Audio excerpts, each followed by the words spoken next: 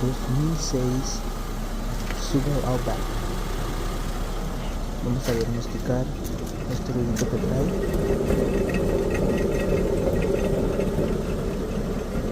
Vamos a checar las 4 llantas para ver cuál de todas es la que está haciendo el ruido. Nos dimos cuenta, solo una está haciendo ruido.